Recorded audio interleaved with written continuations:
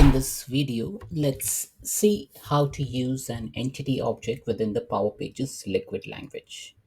Now, what is an entity object? So, entity object basically provides access to the attributes of the underlying Dataverse table. Now, in Power Platform, we have backend tables. There are some default tables which are available out of the box, namely accounts, contacts, and there are many other things which are available out of the box. Also, you can create your own custom table in the backend and you can access that particular table within your Power Pages site. Now, in order to do that, you need to follow the syntax which I put it on the screen. Now, the first one, assign contact equal to entities dot contact. You need to provide the GUID of that specific contact record. Once you assign it to a variable contact, then you can access the properties like the contact dot full name or contact dot first name or contact dot primary email address. So you can go ahead and then call all the properties of that specific table. Now, the contact is a table and full name is the column name. So, column name has its own logical name assigned to it. So, if you access the logical name of the table, then you will be able to access the table's logical name dot column's logical name, and then you will be able to extract the value.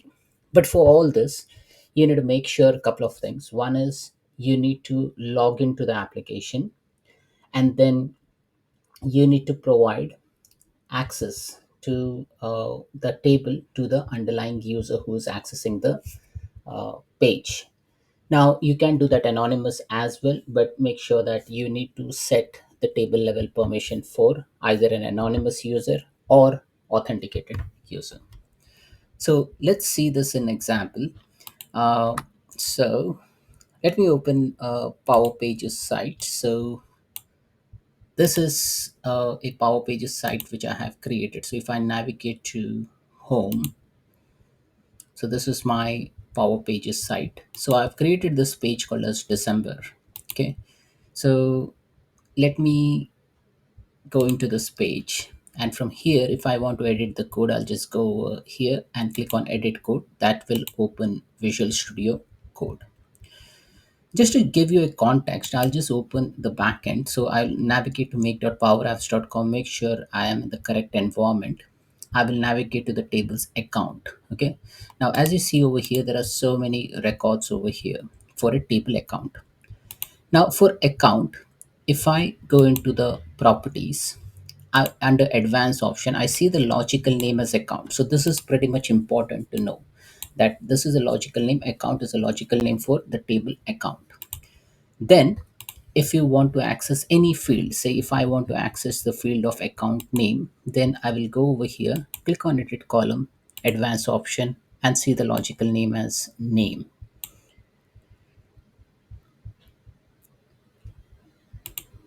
So this is how you basically access the table and property. Now let's see how you write that in a liquid format. So let me accept and let me authenticate for the Power Platform tools.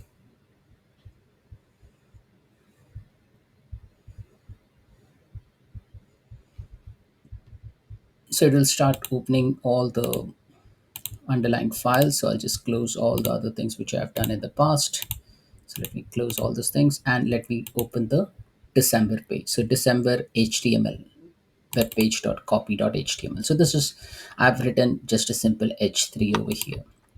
Okay, to start with, if I want to show the account table details, and if I want to pick up say one value, say if I want to display Salesforce, so then what I need to do is like I need to go into the identifier which is like an account unique identifier. I'll just copy this GUID, and now in the liquid code, first thing, we need to store some value in the variable. So I'll just store this value in a variable. So let me call this as assign account. Okay. Now this can be any variable. You can put account, account A, account B, account C, whatever. you want, and you just put equal to, and just say entities dot account, and in square bracket just paste the value, the GUID which you have copied. Once you add that value, that's it. So you get the context of that specific row, and after that you can display the value using this operator. So you just say account dot name. Okay, so let's run this and see what output does it spit. So I'm just saving this page, and I will click on sync.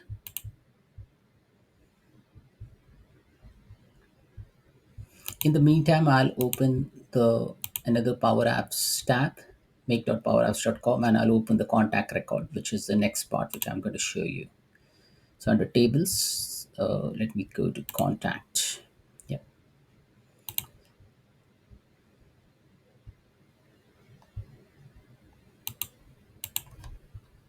So if I just do a refresh, you should be able to see Salesforce as a word over here. So Salesforce.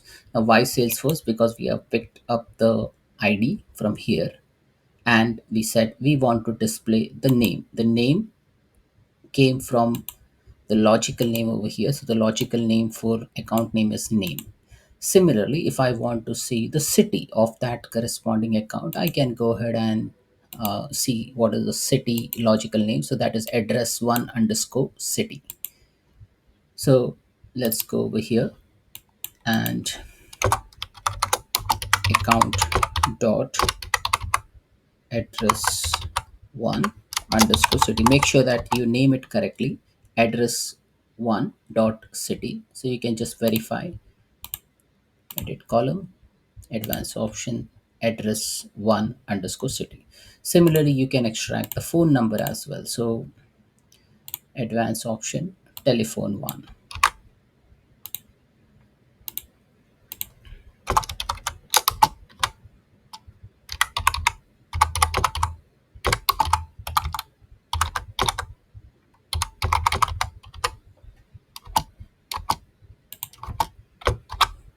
And I'll just put a PR tag so that the output get displayed on a separate line. So this is how you can extract various other columns.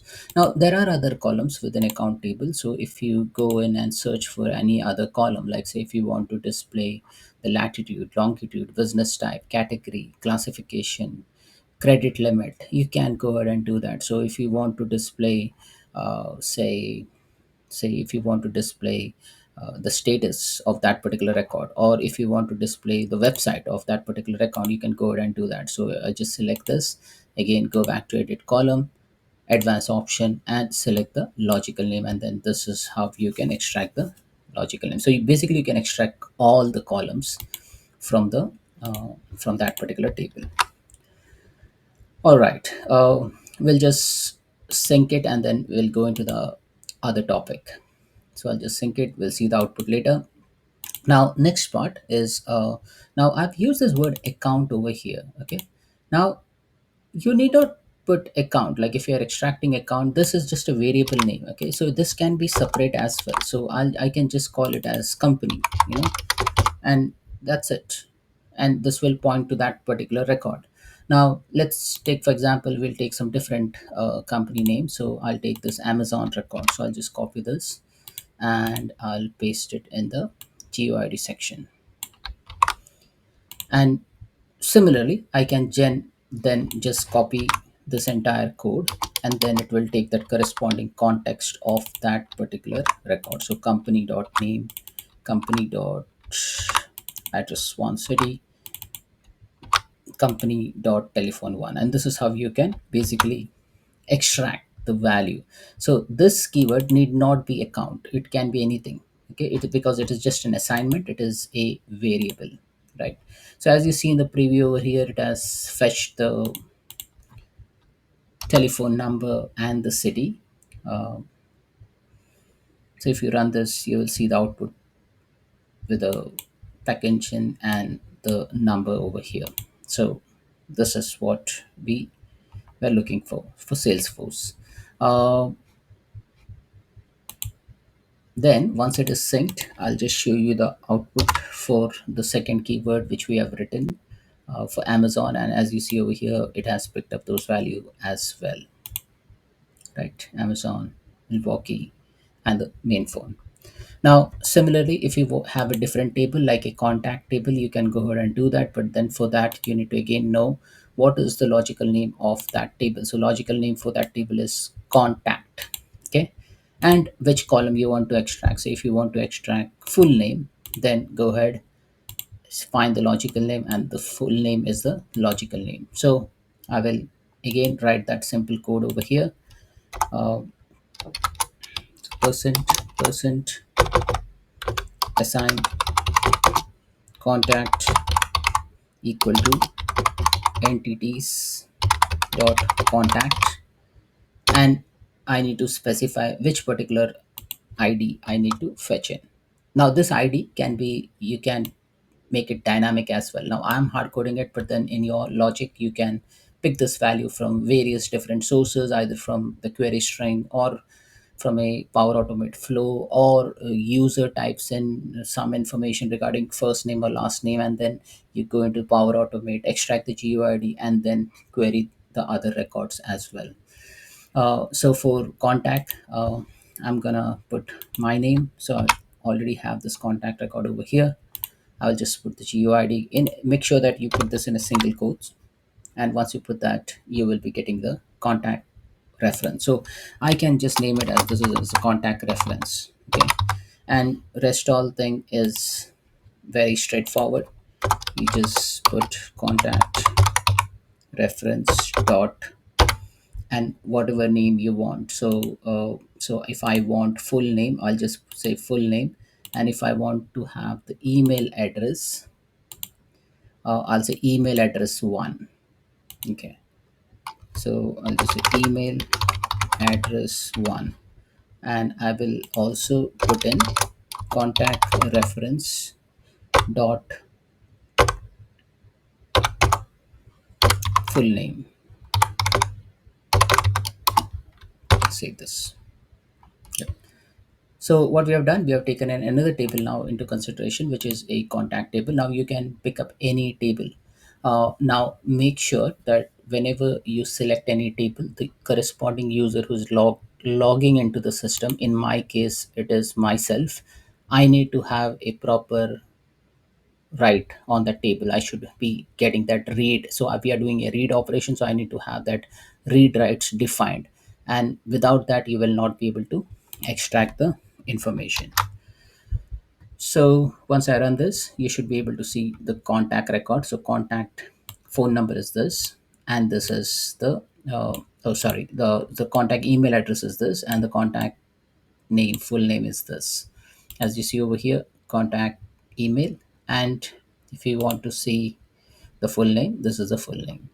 So I mentioned about the permission. So before you even like execute the code, what you need to do, you need to go into the table permission and create a new permission. Now I've already created account permission, and I have by default gave a blanket rights: read, update, create, update, delete, append to authenticated users. Okay. Similarly, I've done it for contact as well, and that's why you are able to read this record. Had this two records not been there in the table permission, you would have not been able to access the account or contact record. Also, I'm giving it to authenticated users, right? So if you see here under contact permission, it add roles of authenticated users. I'm not giving anything to anonymous user. So what happens over here is, like, if I just sign out from this application, and if I go back to this page, I can access this page, but it is not displaying anything because I'm not logged into the system. The moment I log into the system, I should be able to get into that particular page and extract the backend information like the contact or account record. So if I go here, now I'm logged in, I should be able to see all the information back over here. So this is how you basically use an entities object to extract the custom table or the default table which are available in Dataverse or the backend system. So that's it, folks. Thanks for watching.